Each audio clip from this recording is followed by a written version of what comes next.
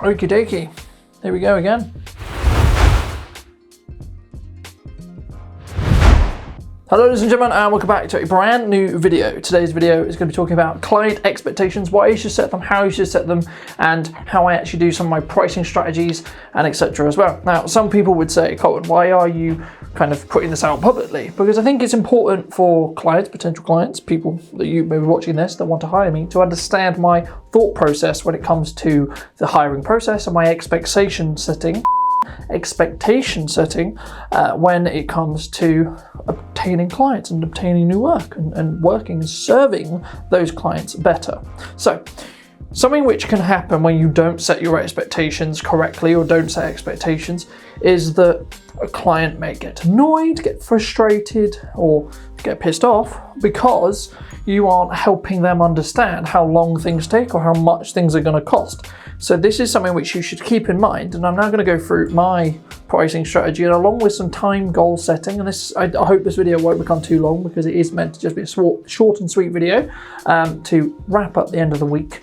But yeah, so pricing wise, for me, I have 3 different levels of pricing when it comes to filming work or videography work like this, where I come, set up, bring a light, bring microphones, bring cameras, bring all this, bring all lenses, tripods, everything that we would need to create your promotional piece of material or your online course or your interview, whatever it would be that we are using and how we're using it in that regard. So then what I'm going to do is I'm going to ask you how much we're going to work out together, roughly how much time it's going to take us to film. So, you know, I have a package of, because some clients only really need an hour or 2 of filming, so that goes into an hourly rate.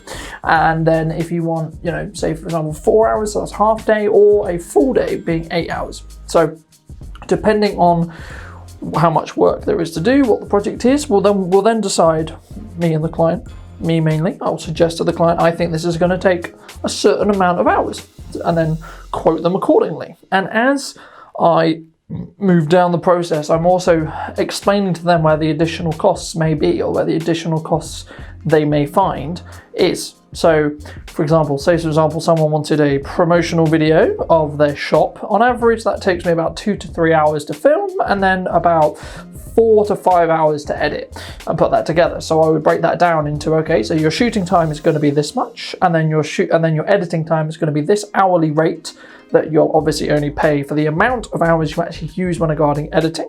And then the only other cost that would really go involved in that is if there's a location cost, but if it's for your premises that you rent and etc., then that doesn't need a specific film permit for. So there's no additional cost there. The only other additional cost may be a travel cost for me to get to you.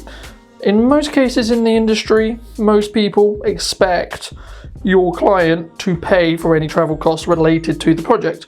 So if you end up having to go to London, for example, obviously maybe not right now, but in the future, if you had to go to London, for example, then I would expect my clients to pay my train fare on top of any production costs that they may have. So in this video, also what I'm doing is, if you want to work with me, this is what the expectation I would expect.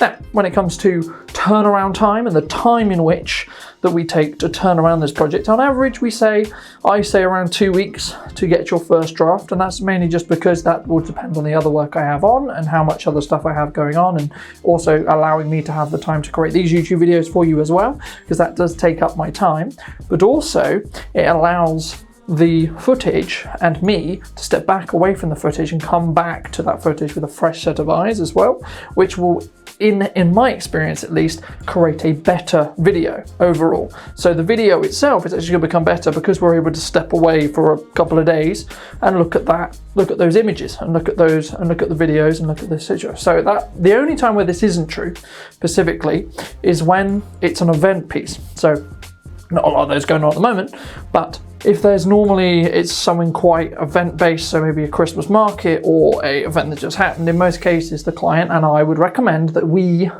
do get that out as soon as possible. Now, in most cases that means the next day or the following day, which means I have to be up for most of the night, which is fine, but I do expect or do ask for a rush charge to be added to the bill because I'm inconveniencing myself to be able to get the video done faster than would otherwise be needed. So that's personally how I do my quoting. And then, as I say, that's just the times and some of the things that I think you should align with your client. But also, the reason why I wanted to mention this video and talk in this video to you about expectations is it allows you to then, for the client, not to be surprised about, number one, how much the video is going to cost, number two, how long the video is going to be until it's done, and also number three, as we go through the draft process and you have a set of feedback, then also you should give your client an idea on how long those projects or those set of feedback is actually going to take for you to add to the video. So if it's going to be a couple of days or if it's going to be a week, then tell them that,